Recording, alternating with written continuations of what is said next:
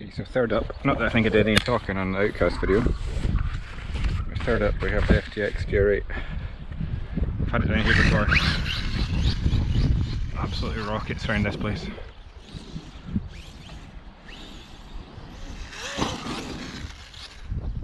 It's a bit nose heavy, but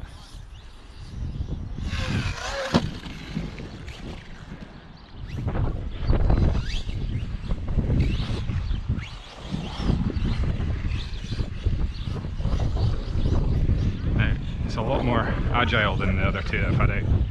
DBLXE to start.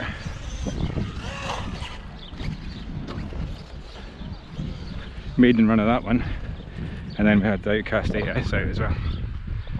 This is the chuck it and don't care one, the DR8. Cost buttons to fix, so we can treat it like a little beast. It is a bit front heavy.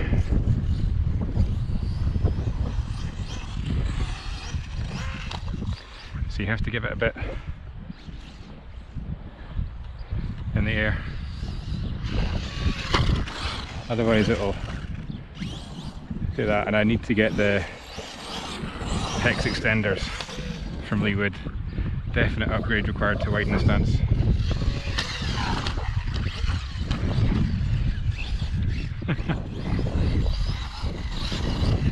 But as you can see from that landing there, they do take a kicking. They like a forward roll, but they do take a kicking.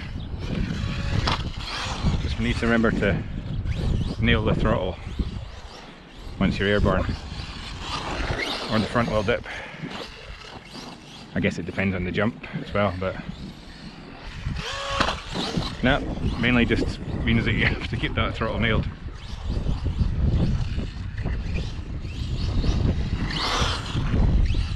I don't know if it's the tyres today or what, but I'm rolling it every time I turn, which it doesn't usually do either, so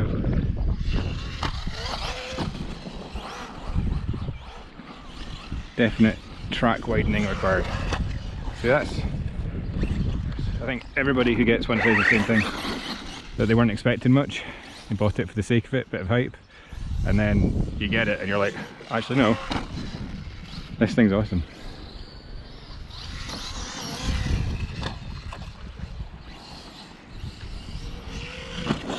You get a lot more expensive cars than this that do not take the same beating that this takes.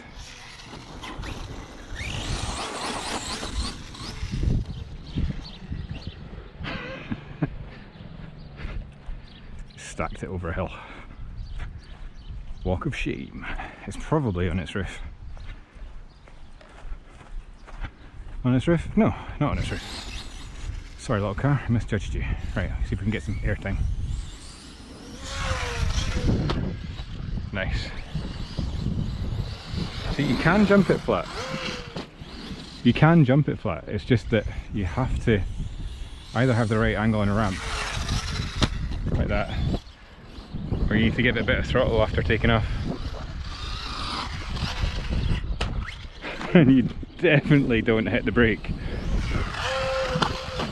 like I just did there. I mean, that's how sturdy they are, because that was a stupid landing.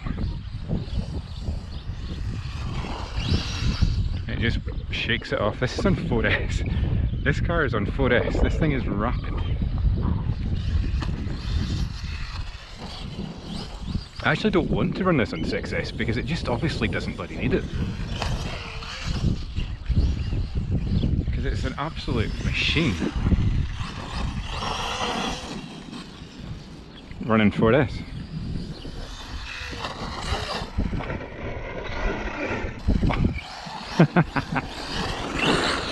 Save of the century.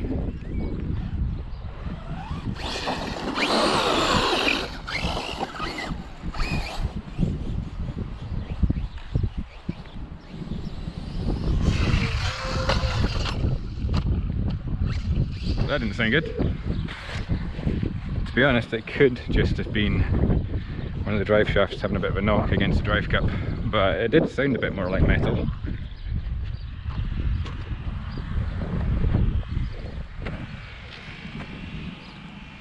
have I managed to brake? Unbreakable car. Oh, nothing wrong with it. I thought that was busted for sure.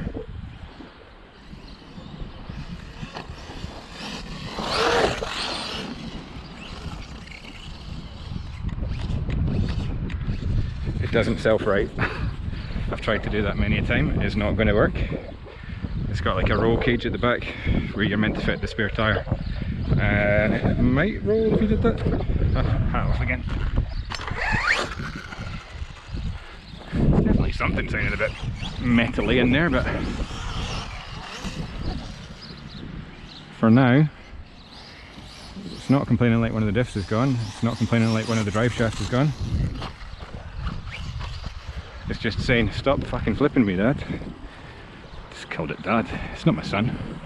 It's my remote control car. But it is rapidly becoming an absolute favourite. So tough.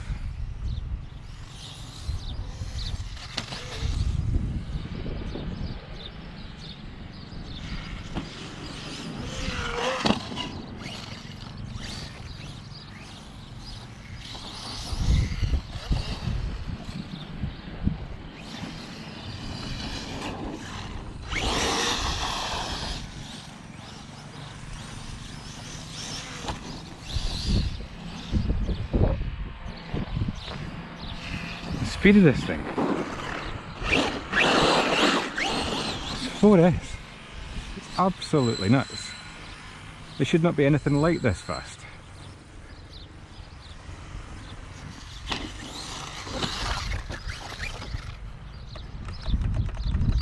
I also thought my steering was completely buggered last time I was out with it, but it was fine. It was just that this servo saver was a bit on the loose side. I needed a wee tweak. It sounds like something metal's rattling around in there, but I can't for the life of me find out what I've done to it.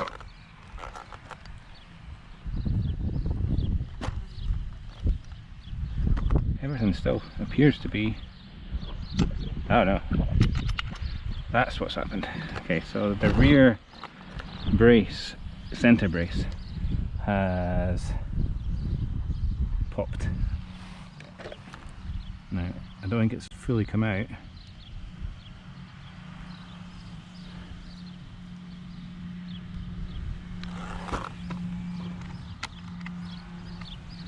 But it's certainly not as attached as it was.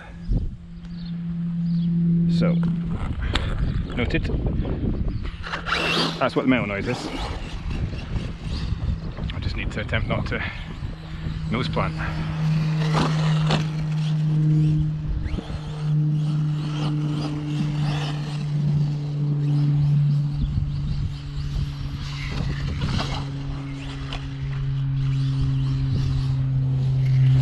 He says, fully committed to doing a very unwise jump in a second. Right.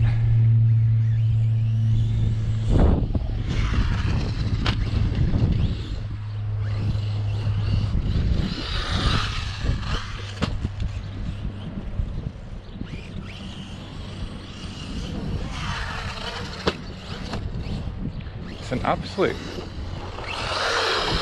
bargain. I mean, just look at it.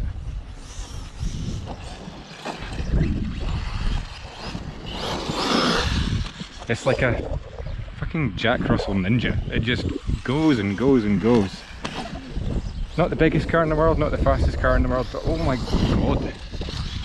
It is just, for the money, absolutely insanely good.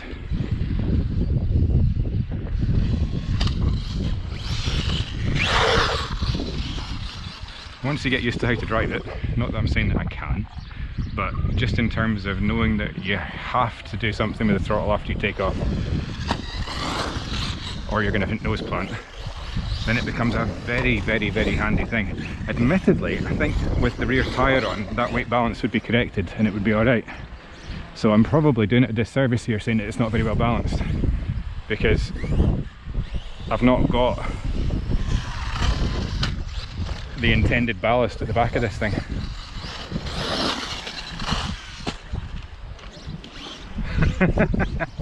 Just took on a tree. Not sure it won, but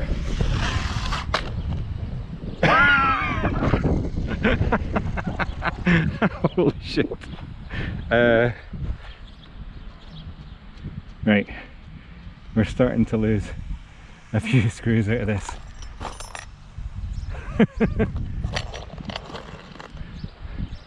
Yeah, that needs to stop. Have I bent the chassis? I have bent. That was fucking inevitable. So we have bent the chassis, but I was running it without a rear chassis brace, so that is fairly likely to happen. What have we snapped? We snapped some plastic. I think that's just the wee bit that mounts into. Awesome. That's no bad.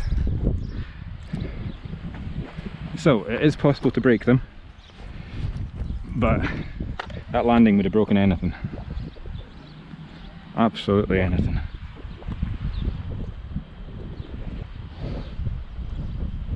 And I think I'm probably, if not tilted, given a bit of a bend. I have cracked the bonnet as well.